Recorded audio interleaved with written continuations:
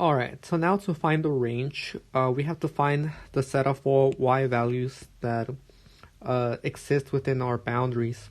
So again, I want to take the time to extend this graph and kind of show you that we have a scenario involving infinity. So now here, we're not looking at the x-axis anymore, we're looking at the y-axis. So notice, as this graph keeps extending and extending, the y values keep getting smaller and smaller and smaller. So here, these y values keep getting smaller to the point that they're going to shoot towards negative infinity. Alright, so now for the range, we want to look at the graph from bottom to top. So at the bottom, you see that we don't have a bound. Or you can think about having a bound of negative infinity. So we're going to keep going up in hopes of finding an upper bound. And we go and we go and we go. And here, the upper bound is positive 3.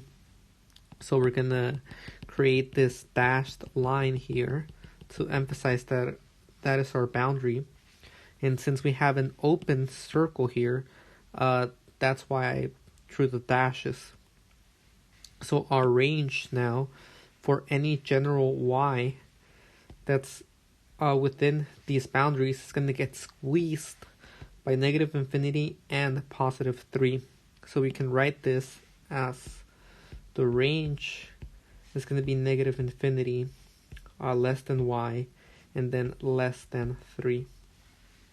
Again, the strict inequality comes from this open circle, and the strict inequality here comes from the fact that we have infinity.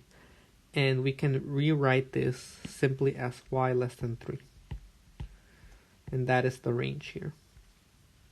Alright, let's take a look at another example. The second one here. So again, we want to begin from bottom to top because we're trying to find the range this time. And here, as this graph keeps extending, we have a different scenario. This time, the y values keep getting bigger and bigger and bigger and bigger as this graph keeps extending to the left. So here we can say that these numbers are going to shoot up towards positive infinity. So now let's find the range here.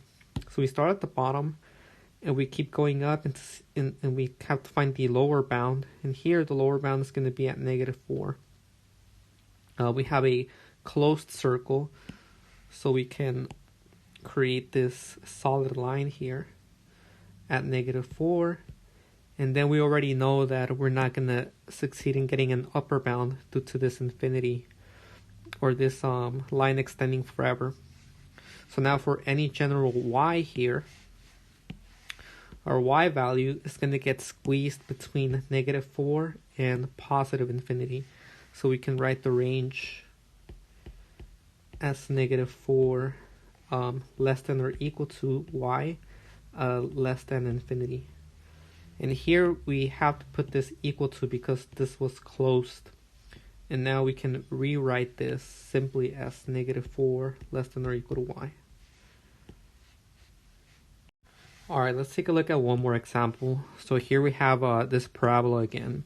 And remember that this parabola is extending forever on both ends. So now we're interested in finding the range. So we got to read it from bottom to top. And as you can see, as these y values keep getting larger and larger and larger, this graph is extending to the left. This graph is extending to the right. So here we can say that the y's are shooting towards positive infinity. So let's begin from bottom to top and see if we can find the lower bound. So as we go up, we see that we have this lower bound at y equals 0. We're at the origin. So here, I'm going to cut with a solid line because we have a closed point there. So at 0, we have our lower bound. And now it should be straightforward that we don't have an upper bound, or we have an upper bound of infinity, positive infinity. So for any general y, it's going to get squeezed by this 0 and by this infinity. So let's write the range. So my range is going to be 0 less than or equal to y less than infinity. And we can simply just rewrite this as 0 less than or equal to y. And again, the equal to part comes from this closed point.